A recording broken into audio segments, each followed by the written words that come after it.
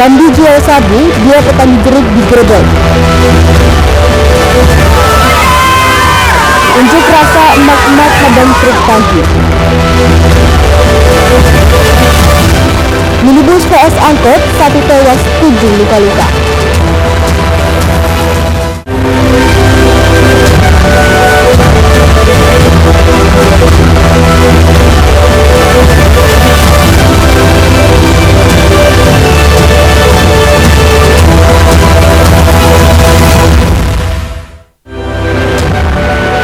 Selamat pagi pemirsa, ID Sudut kembali menyapa Anda. Selain 3 informasi utama tadi kami hadirkan beragam informasi dari wilayah Sumatera Utara selama 30 menit. Bersama saya Nadia Laila Puja, inilah informasi pertama.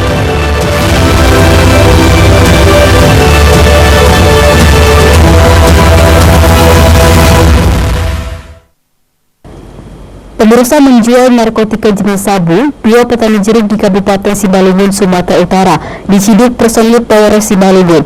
Pelaku menjalankan bisnis haram ini dengan mengedarkan sabu-sabu di lokasi perladangan yang jauh dari kawasan pemukiman penduduk.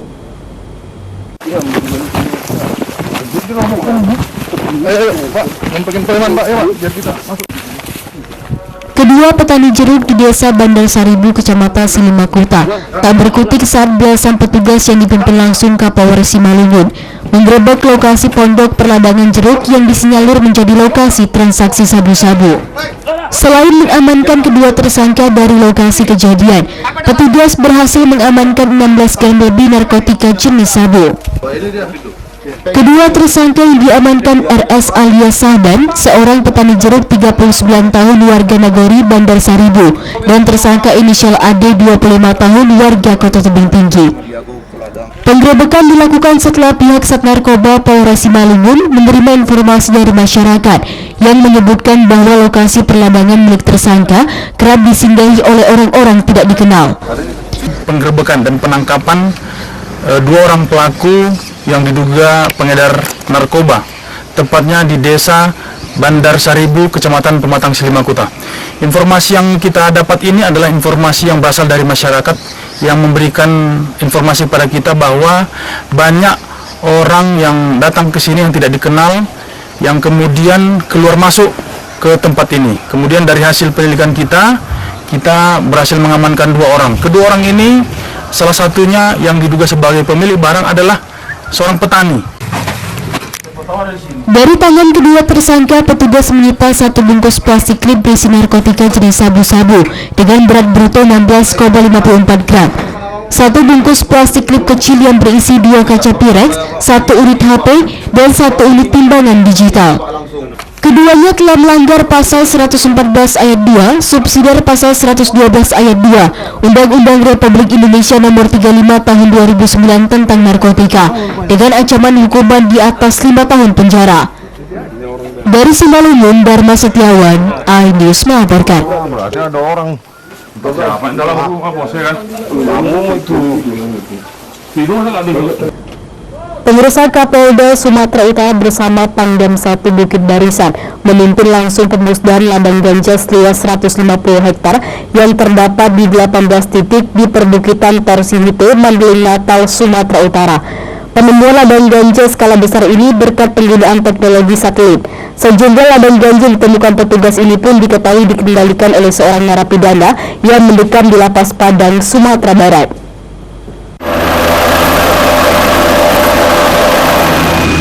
Dengan menaiki helikopter, Kapolda Sumatera Utara Irjen Pol Agung Setia Imam Effendi bersama Pangdam 1 Bukit Barisan Majen TNI Muhammad Hasan Hasibuan memantau langsung sejumlah titik ladang ganja yang ditemukan berkat bantuan teknologi satelit di kawasan perbukitan Torsihite, Mandeling, Natal. Dari pantauan udara ditemukan hamparan ladang ganja di beberapa lokasi yang tersembunyi, di antaranya rimbunan hutan. Ratusan personel pun diterjunkan untuk memberantas ladang ganja yang siap panen tersebut. Penemuan ladang ganja kali ini sekaligus mengungkap beberapa tersangka, mulai dari bandar atau pemilik ladang, kurir, hingga para pengedarnya. Yang mengejutkan kali ini, petugas berhasil mengungkap pengendali bisnis barang haram, yakni seorang narapidana yang saat ini mendekam di dalam Lapas Padang, Sumatera Barat. Diketahui narapidana berinisial GN tersebut telah diciduk polisi yang memiliki peran sebagai pemodal hingga penyalur ganja dari wilayah Mandailing Natal menuju sejumlah tempat di Pulau Sumatera hingga ke Pulau Jawa dan Bali. Kita sudah menemukan pelaku yang kemudian menanam dan mengelola ladang ganja yang ada di lokasi. Pelaku sudah ditangkap pada perjalanan samping saya ini, dan kemudian juga ada pendukungnya, ada pengedarnya, dan ada pengendalian. Pengendalian untuk peredaran ganja di wilayah ini dan hari ini ditangkap ada di Lapas Padang. Ini bisa kita ambil untuk kita kembangkan di sini. Kepolisian bersama TNI berkomitmen untuk memberantas peredaran ganja di wilayah Sumatera Utara. Komitmen tersebut antara lain dibuktikan dengan pemberantasan lokasi ladang ganja hingga menangkap para pelakunya. Dari Mandailing Natal, Ahmad Husain Lubis, iNews melaporkan. Pemirsa, Polres Langkat berhasil mengamankan 6 orang tersangka pengedar narkotika. Dari tangan para tersangka, petugas juga berhasil menyita barang bukti sabu sebanyak 6 kg dan 1,3 kg ganja kering yang akan diedarkan di wilayah hukum Polres Langkat.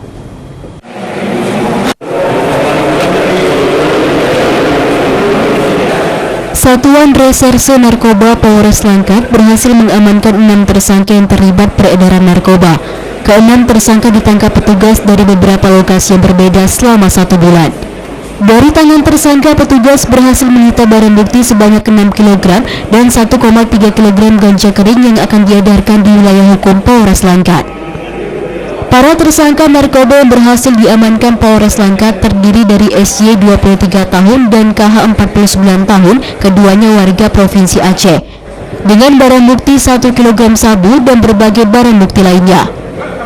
Petugas juga mengamankan mahasiswa MK 21 tahun dan MF, yang keduanya merupakan warga Aceh Utara, dengan barang bukti 5 kg sabu dan berbagai barang bukti lainnya. Sementara JJ 51 tahun, seorang petani warga Kabupaten Langkat juga dibekuk polisi dengan barang bukti 1,3 kg ganja dan berbagai barang bukti lainnya.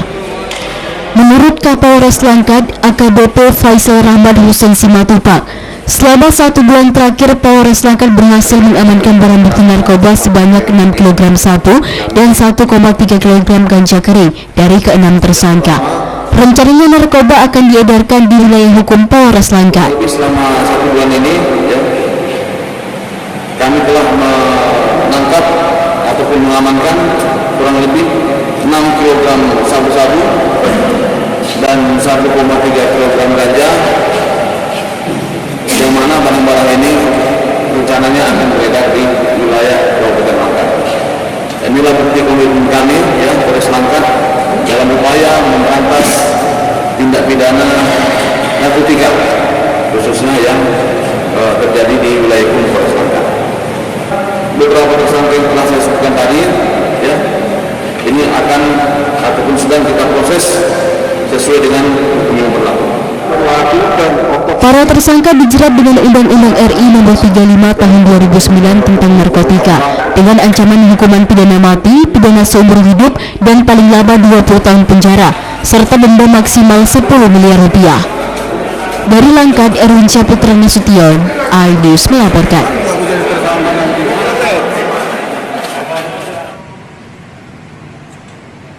Pemirsa, calon kades tewas ditikam di warung tuan. Tetaplah bersama kami.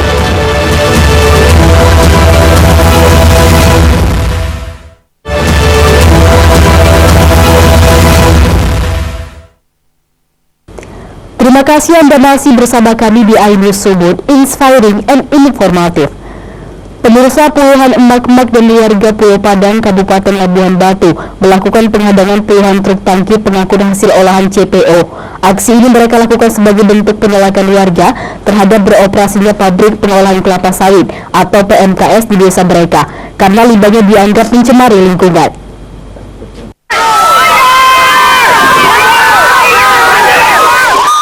Beginilah video amatir warga yang merekam peristiwa penghadangan truk tangki yang hendak masuk ke dalam pabrik.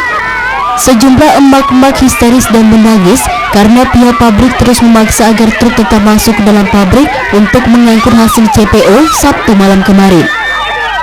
Aksi ini dilakukan warga sebagai bentuk penolakan terhadap beroperasinya pabrik pengolahan kelapa sawit di tengah pemukiman penduduk, tepatnya di Kelurahan Pulau Padang, Kecamatan Rangka Utara, Kabupaten Labuhan Batu, Sumatera Utara. Pasalnya, menurut warga, sejak beroperasi pabrik, lingkungan mereka telah dicemari dengan polusi udara dan limbah sisa pengolahan produksi, yang juga sangat mengganggu proses belajar mengajar di sekolah yang berdampingan dengan pabrik. Salah seorang warga di Halonoan menyebutkan aksi penghadapan ini dilakukan dikarenakan pihaknya memandang perusahaan pabrik pengolahan sawit tersebut belum memiliki perizinan yang lengkap. Warga mengaku sudah berulang kali melakukan aksi yang sama sejak tahun 2016 lalu. Menurut warga, awalnya lahan lokasi pabrik disebut untuk pembangunan perumahan Jokowi, namun malah dibangun pabrik pengolahan kelapa sawit hingga warga ramai-ramai melakukan aksi penolakan. Terjadinya penghadangan truk karena itu truk tangki. Jadi truk tangki ini tidak disetujui masyarakat untuk mengambil hasil pengolahan CPO karena masyarakat tidak menginginkan kehadiran pabrik itu berdiri di pemukiman kami. Ya karena letak lokasi pabrik itu tidak sesuai dengan rencana tata ruang wilayah Labuan Batu. Syarat vitalnya itu dilanggar orang mereka. Ya karena pihak perusahaan itu memaksakan keluar CPO itu. Jadi sementara masyarakat meminta supaya CPO-nya itu jangan dulu dikeluarkan. Masyarakat tidak setuju karena apabila dikeluarkan mereka akan beroperasi kembali. Warga berjanji akan melakukan aksi unjuk rasa dengan massa yang lebih besar bila permintaan mereka terkait penghentian beroperasinya pabrik tidak segera dikabulkan pihak pengelola pabrik. Dari Labuhan Batu, Ikang Amanda, iNews melaporkan.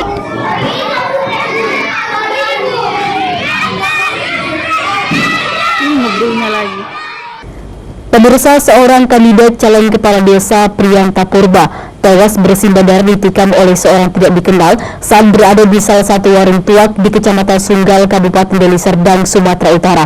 Kasus ini kini masih dalam penyelidikan polisi.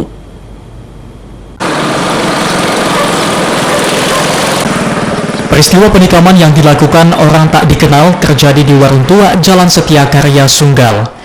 Ketika itu, korban Priyanka, kontraktor yang juga kandidat calon kepala desa Kades Saibras Sekata, Kecamatan Sunggal, bersama kakak kandungnya mampir hendak menunggu rekan bisnisnya di warung tuak untuk memberikan uang kacang hasil dagangan.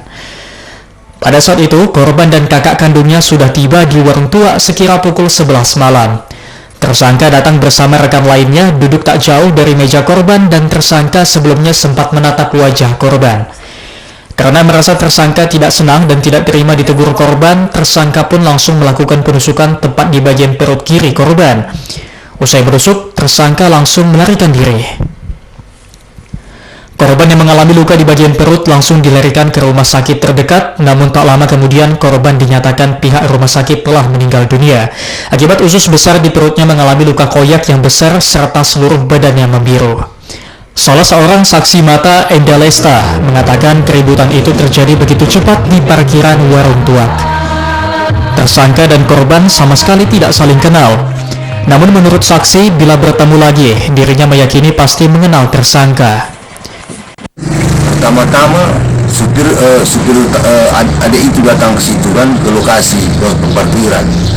Jadi nampak supirnya itu, bilanglah sama adik itu, dek, itu ada supir tahu datang, bilang gitu kan. Jadi datangnya adik itulah keluar ke tempat parkiran. Tiba-tiba nyusul dari belakang satu orang. Yang nyusul dari belakang berdiri di parkiran kereta. Jadi datang kata supir itu, ya kenapa kau tengok kami, katanya. Nantang yang yang naik kereta itu, yang di parkiran itu. Kenapa rupanya, mau apa kau, katanya gitu. Jadi datang supir itu, disolongkan supir itulah dia. Langsung ambilnya pisau, cucuk begini. Pihak keluarga berharap agar pihak Polsek Sunggal menanggapi serius atas terjadinya penikaman yang mengakibatkan hilangnya nyawa korban. Dari Deli Serdang, Amiruddin, iNews melaporkan. Pemirsa, Dewan Pimpinan Daerah Forum Islam Bersatu atau FIB Sumut menggelar tablik akbar mendeklarasi pemilu damai 2024 dengan mengangkat tema pilihan boleh berbeda, kerukunan dan keragaman tetap terjaga, itulah Bhinneka Tunggal Ika. Kegiatan ini digelar di halaman Masjid Al-Mukhlisin, Jalan Banten Baru, Kota Medan. FIB berharap pemilu 2024 berjalan tertib dan aman agar terciptanya keutuhan di negara Republik Indonesia.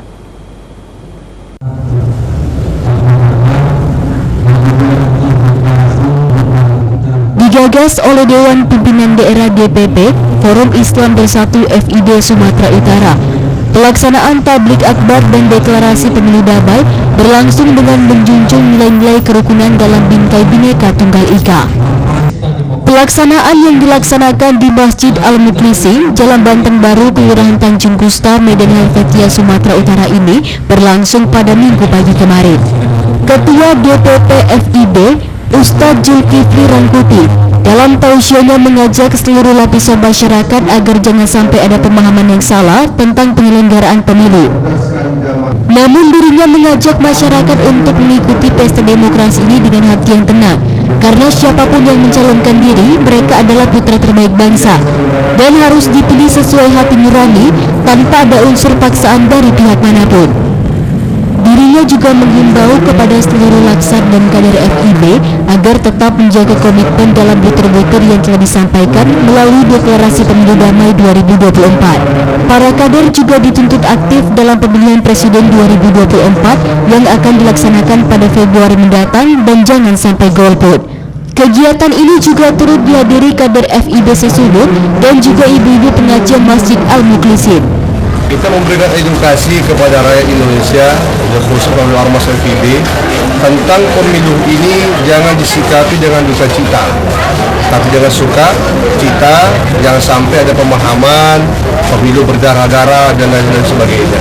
Kenapa setiap 5 tahun sekali keniscayaan itu pasti ada, yaitu melalui pesta demokrasi dan semua punya hak masing-masing memilih pemimpin masing-masing, capresnya masing-masing sesuai apa yang dikehendaki. Saya rasa itu modal utama Ormas FIB DPP Sumatera Utara membuat kegiatan ini.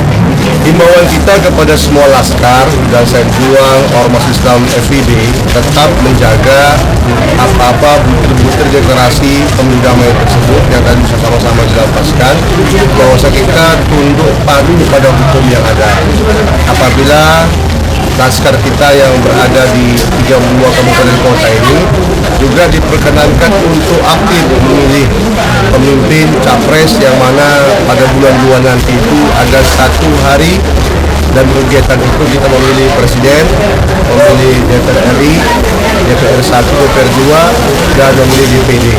Maka semua kader-kader dan simpatisan Ormas FIB saya instruksikan untuk aktif dalam pemilu nanti. Selain itu, dalam deklarasi pemilu damai 2024 ini, kader FIB juga menyampaikan beberapa poin. Di antaranya menolak segala bentuk penyebaran hoaks, ujaran kebencian, money politik, politisasi agama dan etnis yang dapat merusak keberagaman rakyat Indonesia, dan harus tunduk dan patuh pada peraturan perundang-undangan yang berlaku di NKRI, serta mensukseskan pemilu 2024 yang bermartabat, bersinergitas, jujur, adil, aman, dan demokratif. Dari Medan, Amin Rashid, iNews melaporkan.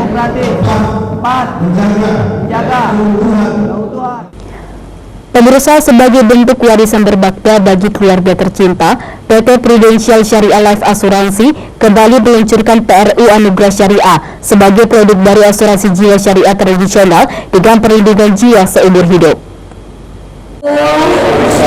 Selamat siang. Produk inovasi pertama di industri Prudential Syariah kembali menyediakan manfaat dana usia mapan yang akan diklaim sekaligus saat peserta mencapai usia tertentu dengan harga secangkir kopi per hari.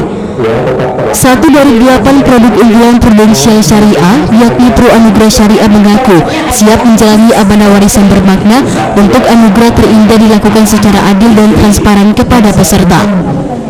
Head of Product Development Prudential Syariah, Bondan Marikodo, saat menghadiri media gathering kemarin di Medan mengatakan, sangat banyak manfaat dari produk Pro Anugerah bagi masyarakat sebagai investasi asuransi.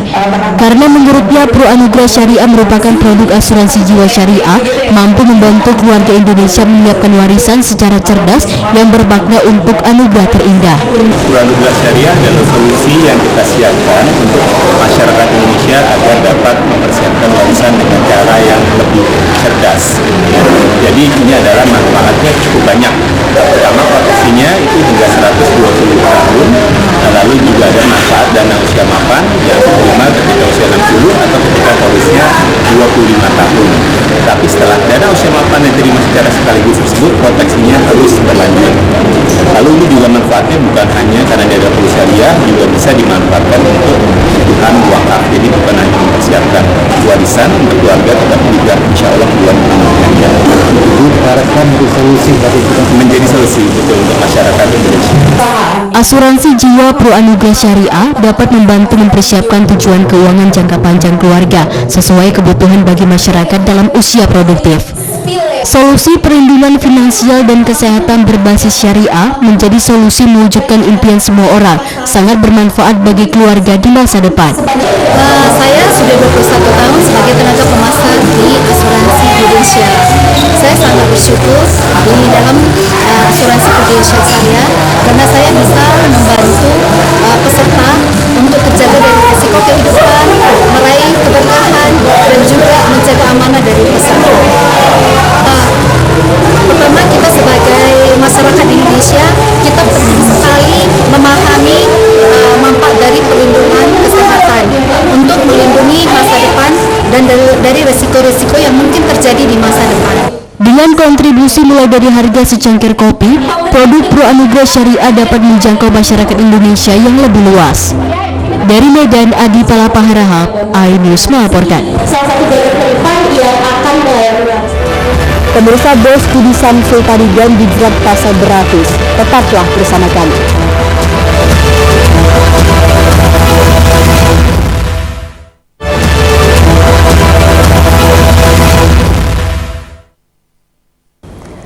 Terima kasih Anda masih bersama kami di iNews Sumut, inspiring and informative. Pemirsa, 1 orang tewas sementara 7 orang lainnya mengalami luka-luka setelah satu unit minibus dengan angkutan kota syarat penumpang bertabrakan di jalur lintas Sibolga Sidempuan. Kedua kendaraan yang saling bertabrakan ini pun juga mengalami kerusakan parah. Kasus kecelakaan lalu lintas ini kini sudah ditangani unit Satuan Lalu Lintas Polres Tapanuli Tengah. Perlu bantuan dan sangat darurat ini. Dalam video amatir milik warga, tampak supir minibus jurusan Sibolga Batang Toru masih terjepit di dalam mobil usai menghantam angkutan kota angkot yang berpenumpang hendak menuju kota Sibolga. Selain itu, sejumlah penumpang angkutan kota angkot tergeletak di bahu jalan. Warga yang mengetahui tabrakan tersebut langsung memberikan pertolongan kepada seluruh korban dengan membawanya ke Rumah Sakit Umum Pandan untuk mendapatkan pertolongan medis. Berdasarkan keterangan di Mapolres Kabupaten Tapanuli Tengah, tabrakan antara minibus dengan angkutan kota tersebut terjadi ketika minibus yang dikemudikan Ariel Ritonga melaju dengan kencang. Dan setibanya di tikungan muncul mobil angkutan umum yang sedang syarat penumpang yang dikemudikan Badiara Pandiangan. Dan akhirnya minibus pun langsung menghantam bagian samping angkutan kota tepat di bagian pintu yang akhirnya menewaskan supir angkutan kota. Terjadi laka lantas di jalan umum lintas Sibolga Sidempuan, tepatnya di Hajoran, antara mobil penumpang umum jurusan Sibolga Sibabangun dengan mobil penumpang jurusan Sibolga Padang Sidempuan. Jadi menurut informasi yang kami terima dari unit laka lantas, bahwasanya korban ada 10 orang, yang mana diantaranya 3 penumpang dari mobil Eltor 300 jurusan Sibolga Padang Sidempuan dan 6 penumpang jurusan Sibolga Sibabangun, yang mana di antara 10 ini ada 1 orang yang meninggal dunia, yaitu supir angkot. Saat ini sejumlah penumpang angkutan umum dan penumpang minibus menjalani perawatan medis termasuk sang supir minibus di Rumah Sakit Umum Pandan, dan kasus ini langsung ditangani Satuan Lalu Lintas Polres Tapanuli Tengah. Dari Sibolga, Raymond, iNews melaporkan.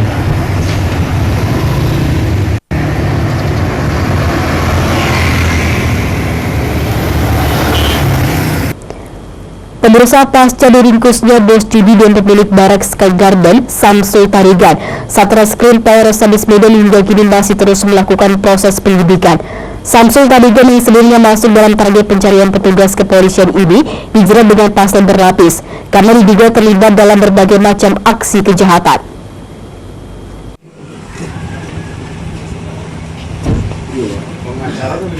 Selain menjadi buronan polisi, ST alias Samsul merupakan bos judi dan pemilik lokasi hiburan Sky Garden di kawasan Tanjung Bama, Desa Namorobe Julu, Deli Serdang yang ditangkap kemarin juga diduga dalam berbagai kejahatan terutama narkoba dan judi. Kapolda Sumatera Utara Irjen Pol Agung Setia Imam Effendi mengatakan akan memproses Samsul Tarigan dengan sejumlah kasus diduga dilakukan dan melibatkannya. Proses penyidikan akan dikonstruksikan hukumannya. Perkara Samsul Tarigan secepatnya disampaikan ke pengadilan agar yang bersangkutan segera diganjar hukuman maksimal. Ya, kalau kita melihat dari penangkapan kami sejak 12 September, kita sudah menangkap 1.746 orang. Ditambah lagi 1 orang di Terus, kemarin kita tangkap di Karung. Kita akan proses terkait dengan keterlibatannya dalam berbagai macam kejahatan yang dia lakukan. Nanti akan dalam proses penyidikan akan dikonstruksikan hukumnya dan kita akan mendorong ke pengadilan agar kemudian segera melakukan penyidikan. Samsul Tarigan itu ada berapa lagi semalam yang nanti akan dijelaskan oleh penyidik yang jelas Polda bersama dengan masyarakat yang tentunya komitmen memberantas narkoba akan terus kita lanjutkan. Polda Sumatera Utara terus berkomitmen memberantas peredaran narkoba dan melakukan penangkapan terhadap para pelaku hingga jaringannya. Hingga kini sudah ribuan pelaku narkoba ditangkap sejak awal September 2023. Dari Medan, Sumatera Utara, Amin Rashid, iNews melaporkan.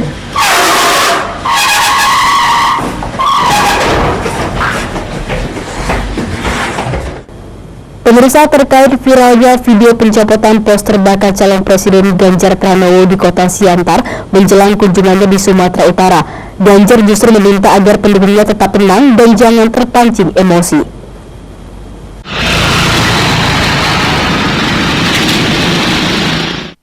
Kunjungan Ganjar Pranowo di Batubara, Sumatera Utara pada Sabtu petang kemarin dengan melakukan temu ramah kepada tokoh agama, tokoh masyarakat dan tokoh adat yang berada di Kabupaten Batubara sempat menyoroti berbagai persoalan di Sumatera Utara, salah satunya pencopotan sejumlah poster bergambar dirinya di Pematang Siantar menjelang kedatangan dirinya di Sumatera Utara.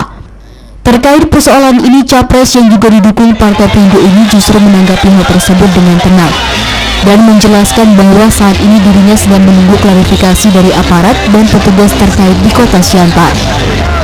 Ganjar juga meminta dengan segala kerendahan hatinya mengimbau kepada para pendukungnya agar tetap bersikap tenang dan jangan terpancing emosi, karena pihaknya akan meminta aparat dan petugas terkait agar mensosialisasikan ketentuan pemasangan poster yang benar sehingga tidak terjadi kesalahpahaman di tengah masyarakat. Siantar lagi dicek, lagi menanyakan, mudah-mudahan nanti ada jawaban. Semuanya tenang saja. Ini siapa Pak yang disalahkan Pak? Setelah dari Bali, dikira siapa Pak? Ya, nanti biar dicek dulu, diklarifikasi dulu. Himbauan Pak, himbauan untuk para pendukung Pak. Ya, untuk para pendukung tenang, jangan emosi. Mungkin perlu mendapatkan penjelasan, klarifikasi dari para petugas aparat bagaimana cara pemasangan yang benar, dan pada aparat berikan sosialisasi agar terjadi satu sikap yang fair, gitu ya, sehingga masyarakat tahu, aparat juga tahu, sehingga kalau ada yang dicopot, tidak bersih, dicopot semua. Kalau boleh dipasang, pasang semuanya. Nah, ini perlu edukasi sehingga tidak memancing emosi. Ganjar juga berharap kepada aparat dan petugas terkait agar tidak tebang pilih dalam hal pencopotan poster baca pres. Dari Batubara, Fadli Pelka, iNews melaporkan.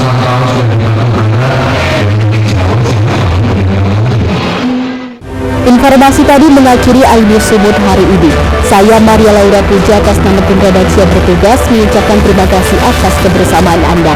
Selamat beraktivitas dan sampai jumpa.